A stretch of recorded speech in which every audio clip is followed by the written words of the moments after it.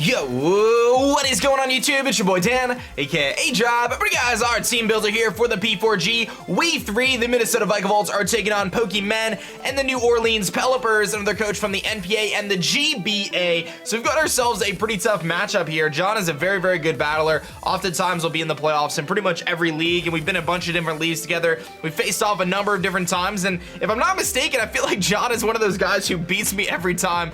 Somehow, some way, it always comes down to the very end, and he just always seemed to edge me out by just a little bit. I don't even know if I've actually beaten him. I know he's beaten me at least twice. I remember he beat me, I think a couple seasons ago in the GBA. I think he beat me last season in the GBA. It seems like he always just edges me out ever so slightly, but I'm confident that I can beat him because we've come so close so many times. I think I have a really good team, and I think we have a decent matchup this week against a lot of his Pokemon. So let's talk about his team and all that good stuff, and it should be a lot of fun. So hope you enjoy the team builder, and the match will be going up tomorrow. If you didn't see the preview before this video went up, Minnesota Vikavolts championship shirts are available now, so I encourage you guys to check out our own Edge store. All the information's in the description below. You can grab yourself an NPA championship Minnesota Vikavolts shirt if you want to support the Vikavolts, support me and what I do. That would be awesome. Check it out. It'll be really cool. I think we have fidget spinners available too. If you like those, grab one of those too. If you don't have to be negative about it. It's all good. But nevertheless, let's talk about the team builder here. We've got the Manaphy, of course. Manaphy is one of his Z captains, his Super C Z captain, which can run Z Rain Dance, which boosts his speed up and sets up rain. But he's kind of forced to run Tail Glow 3 attacks, in my opinion, because he needs ice, grass and water coverage for my team, just based on what I have. So I think he probably runs Tail Glow 3 attacks. I don't think he runs the Z Rain Dance set personally. If he does, that could be a problem, but I think because of the way my team is structured, he kind of has to run the Tail Glow 3 attacks. But obviously Manaphy is a huge threat because of that. He could run like a bulkier set too. I wouldn't be surprised if he ran Wakanberry, which reduces the power of electric type moves, so you got to be kind of careful for that, because he could try to, take on Tapu Koko that way. But we'll have to kind of watch out for that. He's got a Clefable. Calm Mind Clefable's a problem, but max HP, max defense Clefable actually goes down to a Poison Jab. Again, this is kind of a weird thing where he could try to run like a Kebia Berry, but if I had to predict the Clefable set, it would be like Moonblast, Flamethrower, Soft Boiled Rocks, maybe Stealth Rock, or something like that. He's got the Nidoqueen. I'll tell you, I think he's gonna bring the Nidoqueen as well. Nidoqueen could likely be like an offensive set, or he could bring like an Assault Vest set. It could run a number of different things. He could be defensive as well to try to check things like Beedrill, but I'm not quite sure. Either way, I'm sure he's gonna have Earth Power and Flamethrower and probably Sludge Wave on there. If I had to guess, I don't know if he even needs Sludge Wave. He might run Ice Beam instead, but that seems to be likely what his coverage is gonna be. He's got the Mega Pidgeot, which he may or may not bring. I think it's kind of up in the air. Very fast Pokemon, hard hitting with Hurricane and things like that. But the problem is it's outsped by like Tapu Koko and Beedrill. And it could, if he brings it, he brings like a U-turn, Heat Wave, Hurricane set. He's got the Metagross, which I'm expecting him to bring actually, because I think it's just really, really bulky and allows him to take hits from things like Beedrill, allows him to switch into Primarina, because otherwise Primarina can kind of rip through his team. So I think he might bring an Assault Vest Metagross, and I think he either brings AV Nidoqueen or Metagross if I had to guess, and that would probably run like Bullet Punch and maybe Earthquake and Meteor Mash. Mienshao is really scary. I think he's going to bring a Choice Scarf Mienshao this week. Mienshao hits 105 base speed, but with a Scarf, it would actually outspeed my Tapu Koko, my Beedrill, things like that. He can run 4 attacks on it, Knock Off, High Jump Kick. He could run like U-turn and then maybe like a Stone Edge type of deal, or Poison Jab if he wants to hit the Tapu Koko. So he's going to have 4 move slot syndrome there, because he's got to kind of pick and choose what he wants to run. But I think he'll probably bring Mienshao, because it's one of the things that can outspeed a lot of my fast Pokemon and still hit them really hard. And my team doesn't really have a good Mienshao switch in, which I'll discuss as we kind of go through the team builder. He's got Rotom Cut, which could be a Z user, but Rotom Cut typically is either defensive or like offensive with like a Scarf or a Specs trick maybe. Leaf Storm, Volt Switch, Will-O-Wisp, pretty standard. Guzzlord is just a really bulky Pokemon because of its stats. I don't really expect him to bring Guzzlord. He could, but with me having a Tapu Koko, with me having a Beedrill, with me having, some of those Pokemon, an Umbreon and a Bronzong, some of these really bulky Pokemon, it's hard for him to take out. I have a Beware. Like, I don't really expect, I could have Serena, which would probably run Play Rough, so I don't really expect the Guzzlord, but if he brings it, so be it. He's got the Kamala, which is his Rapid Spinner hazard removing option. Kamala is actually relatively bulky and can't be status, so you kind of have to keep that in mind. He's got a Gastrodon, which is another bulky Pokemon, a weak to grass move, so we'll keep that in mind. Otherwise, Recover or Skull. Doesn't get Stealth Rocks, though.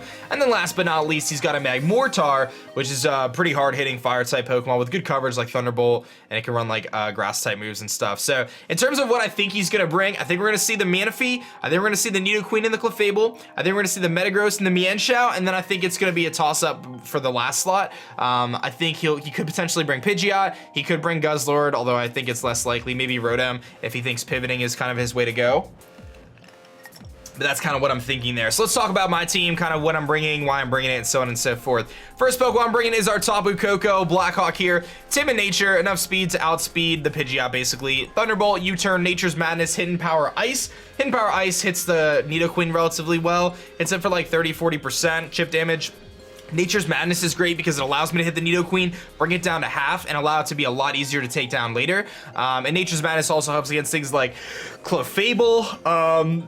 As I mentioned, Thunderbolt does like one-shot, you know, it one-shots the Pidgeot, it one-shots the Manaphy, it hits everything really hard. It has a chance to two-shot Max HP Assault Vest Metagross, it one-shots Mienshao. It's really, really hard. I originally was trying to get grass coverage on this with like Grass Knot for Gastrodon, but I think it's not as likely that it brings Gastrodon in my opinion, because I think Nidoqueen is just so much better. And if he brings 2 ground types, it's not a big deal. I have coverage for it on the rest of the team, so you'll see. So I went with Hidden Power Ice. Even though it's really specific for Nidoqueen, I know how big of a threat Nidoqueen is. So getting a Nature's Madness off, like he predicts my Thunderbolt or whatever, goes into Nidoqueen, I get a Nature's Madness off, get him down to 50%, and then, you know, the next time 2 Hidden Powers will knock him out, or U-turn chip damage. It all will start to wear down the Nidoqueen and potentially put him in a situation where we can knock him out. So that's kind of my thought process there. And the next Pokemon is Bronzong, our Bell here, running Stealth Rock, Earthquake, Toxic, Psychic. A little bit of a mixed set here. Mostly max HP, max special defense. This thing is designed to take hits from Nidoqueen. It's designed to take hits from Pidgeot and Clefable. Even though I'm sure he's gonna, like, it was a toss-up between Levitate and Heat Proof. Heat Proof is really nice because I know he's gonna have Heat Wave on Pidgeot. I know he's gonna have Flamethrower on Nidoqueen. I know he's gonna have Flamethrower on Clefable. But I know that I can also wall Metagross with this thing most of the time because of Earthquake. He can't hit me with Earthquake. And I know it's like kind of a mind game between Flamethrower and stuff and Earth Power. And Nidoqueen destroys me. I can live a Flamethrower, but I can't live an Earthquake. Or an Earth Power from Nidoqueen, rather. So, kind of a toss-up there that we had to decide. But I went with Levitate. I hope I don't regret it. Excuse me. Sorry. I went with Levitate. I hope I don't regret it. But that's kind of our set there. Basically designed to just take hits, set up Stealth Rocks. Stealth Rocks are really important to just kind of chip down his team. He doesn't have a lot of weaknesses aside from the Pidgeot, but it will help to weaken him down. We've got our Diggersby, my man Grabbit coming through, the G-Rabbit, Grabbit coming through with enough speed to outspeed that Nidoqueen, max speed basically, Earthquake, Frustration. He's angry this week, man. He's gonna hit some people with those crazy ears, but he's an angry rabbit this week, and he's gonna be putting in some work hopefully. He's got Agility, Quick Attack, Frustration, Earthquake, really good coverage, man, just really wrecks his team. Quick Attack is awesome for cleaning up late game, Frustration puts in the work, Earthquake destroys Metagross unless he brings like Shukaberry, and if I have an opportunity to set up an Agility, say he brings like Scarf Mienshao, like I said, something dies to it, I could bring this thing in, set up an Agility on his knockoff, and then potentially sweep. So we got a few different options there, so I really like this set. Also, he just doesn't have the best switch into this thing. We've also got our Primarina, bringing Primarina back again, but Assault Vest this week. I felt like he had a lot of special attackers between Manaphy and Clefable, and you know, the Nidoqueen and the Pidgeot. I felt like a lot of special attackers, so I really liked Primarina this week as an Assault Vest user instead of a Specs user. Specs kind of rips through him, but if he brings AV Metagross, it's a little tougher, which doesn't really want to switch into a Scald either way. And I like the freedom of switching my moves against this team because I want to make the right predictions. Energy Ball is there for Gastrodon, obviously. Ice Beam hits the Pidgeot really hard. Scald is nice. Moonblast is nice, obviously. And again, we can take a hit from the Nidoqueen. If he's Modest Life Orb, we can take a Sludge Wave, I believe. I think it's a 50% roll, but I believe we could take it. Otherwise, like, we do pretty well. If he's not Modest Life Orb, which he may or may not be, he might try to run Timid, I don't know, because he could be worried about, like, Primarina trying to run a lot of speed or something. So either way, that's our set. Pretty straightforward there. But again, this is why his Manaphy has to run Tail Glow, I think, without Rain Dance, because he needs a Grass type move for Primarina. And he needs Ice Beam for Latias. So having that kind of that setup is really convenient. Then we're bringing our Mega Beedrill, which hasn't even seen action yet, dude. We brought it to 2 weeks and it hasn't even been sent on the field. It's got enough speed to outspeed the Pidgeot, basically, but we're able to run Adamant Nature, which is really nice. We've got U-Turn, Poison Jab, Drill Run, and Knockoff. So U-Turn is just great. It hits things really, really hard. Guzzler, things like that, just for momentum. Poison Jab one-shot, since we're Adamant, it one-shots the Clefable, which is really nice. Knockoff and Drill Run for like Metagross and just kind of wearing his team down generally. And again, he has to run a Scarfer to outspeed us, so he either runs like Scarf, like Rotom, or Scarf Mienshao. And I'm really, leaning towards Scarf Mienshao, if I had to guess. And then last but not least is going to be our Latias here. We're actually bringing a defensive Latias. We have enough speed to outspeed things like Nidoqueen still and Rotom Cut, but I cannot outspeed Manaphy or Mienshao. I decided to actually underspeed them because I wanted the bulk to ensure that we can live a couple knockoffs. So like we can live 2 knockoffs from Mienshao. We can Psychic obviously in one shot. We've got the Energy Ball there as extra tech for the Gastrodon in case he brings that. And we've got Psychium Z actually. And the reason why I'm running Psychium Z is because I know that if he brings Scarf Mienshao, I don't really have the best switch-ins to it. So rather than have my leftovers get knocked off, I might as well have the Psychium Z to give me a big nuke to hit him. And he'll know I have the Z move and he'll have to kind of guess what it's going to be too, which is kind of cool. So I really like that idea with Honeydew here because it reduces the damage from knockoff, still gives us a useful item that we can hit pretty hard with. We could dent things like Clefable, one-shot things like you know, the Nidoqueen and stuff, and hit really hard. Plus, like I said, we have a lot of good bulk on this thing. I've got max HP, 100 defense, enough speed on there, like I said, just to make sure that we're outspeeding like the Rotom and stuff, unless he's like Scarf or whatever. So that's really nice as well. And he's got to be really cautious about his switch-ins because Latias has great coverage options, so he doesn't really know what we're gonna do. But that's gonna be our team there. Like I said, I think our strategy is really gonna be just kind of keep our wall breakers healthy.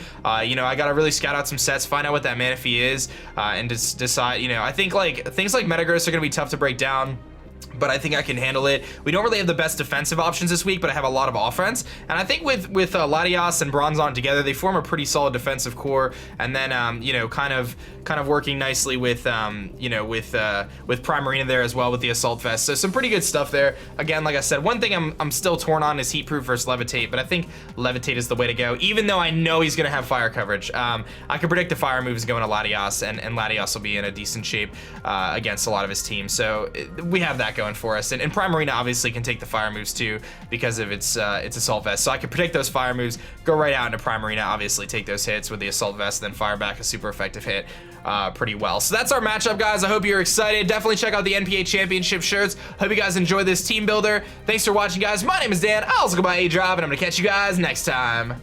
Peace.